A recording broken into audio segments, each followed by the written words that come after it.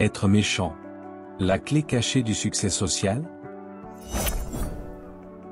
Selon la croyance populaire, être gentil, être poli et être conciliant seraient les clés de la réussite sociale. Que me répondrais-tu si je te disais que pour réussir socialement, il faut parfois être méchant, être mauvais?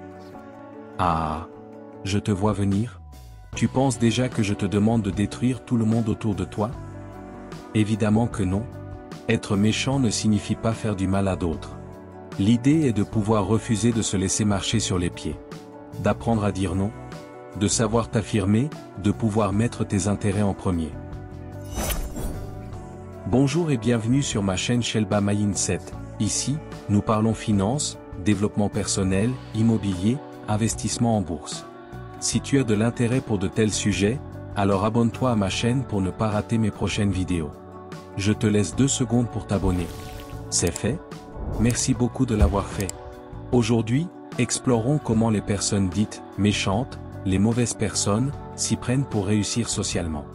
Nous analyserons l'impact de leur comportement sur leur entourage, et enfin nous expliquerons pourquoi elles connaissent plus de succès que les personnes dites gentilles.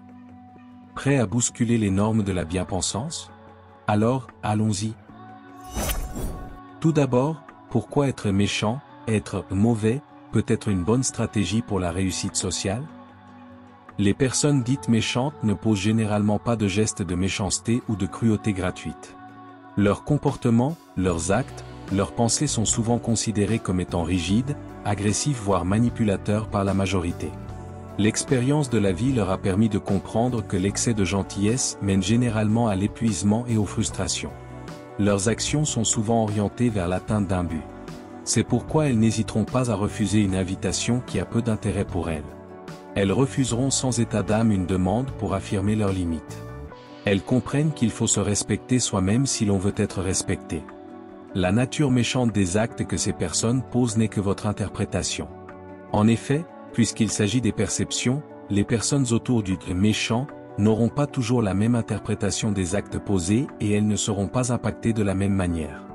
Les interprétations, les perceptions ou les ressentis dépendront de l'expérience de chacun, de sa culture, de son affinité avec la personne dite méchante.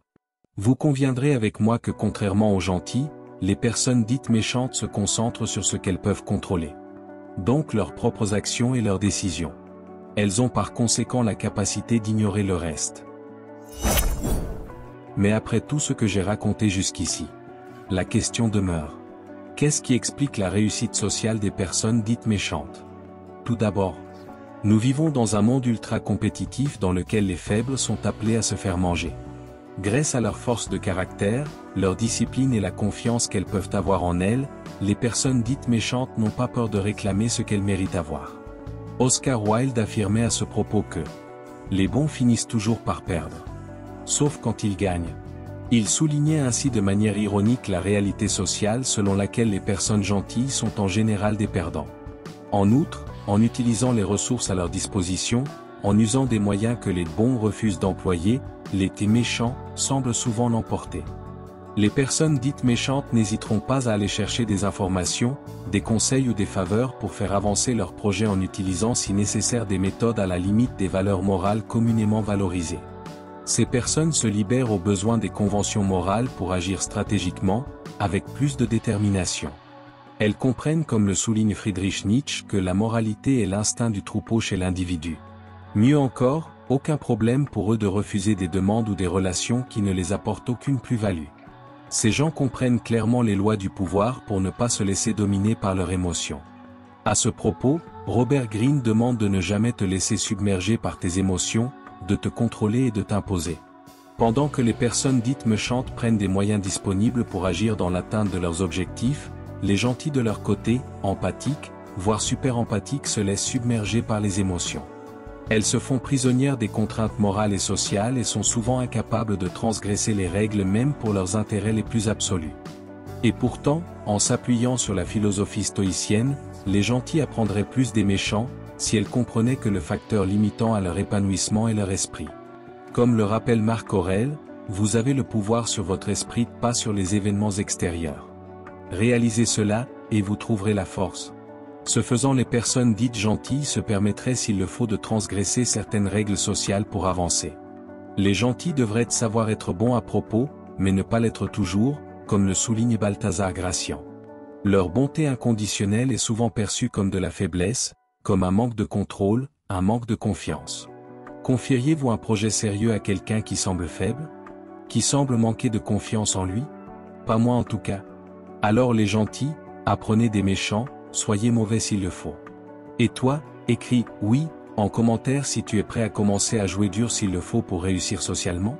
Like et abonne-toi à ma chaîne pour continuer à développer une mentalité de gagnant. Alors, comment le comportement des personnes dites méchantes impacte les autres? Les personnes qui côtoient les méchants ne sont pas insensibles à leur comportement. En effet, en établissant des limites claires et en refusant de se laisser marcher sur les pieds, les personnes dites méchantes sont davantage respectées par leur entourage. Elles ont bien compris qu'elles devaient imposer le respect en se respectant elles-mêmes. Le philosophe Sénèque l'exprimait sans ambiguïté en ces termes. Si vous voulez être aimé, aimez-vous vous-même d'abord. Elles ne participent par ailleurs qu'aux activités ou aux projets qui les intéressent sans égard au regard des autres. Leurs attentes sont claires et rien ni personne ne peut les détourner. Cette façon de vivre et de penser aide à économiser leur énergie qui est utilisée pour accomplir des projets qui comptent vraiment pour eux. Mieux encore, en étant peu disponibles, elles deviennent des personnes rares. Comme le rappelle Balthazar Gracian. La rareté donne du prix aux choses. Ce qui est facile à obtenir est rarement estimé. Cette phrase souligne que la rareté, y compris celle d'une personne peu disponible, suscite naturellement un plus grand respect et une plus grande admiration. En conclusion, être méchant peut procurer de nombreux avantages comme 1. Être respecté. En effet, ceux qui vous entourent ne vous considéreront pas comme acquises. 2. Gagner du pouvoir et de la reconnaissance en vous positionnant en dominant, en meneur. Ce qui est très utile dans le monde politique ou en développement des affaires. 3. Atteindre vos buts, en définissant clairement ce que vous voulez et en campant si nécessaire sur vos positions. Vous devez toutefois faire attention, car être méchant en permanence pourrait a. Détériorer vos relations en vous isolant, voire en engendrant certaines tensions. B. Mettre vos interlocuteurs sur un stress émotionnel en continu.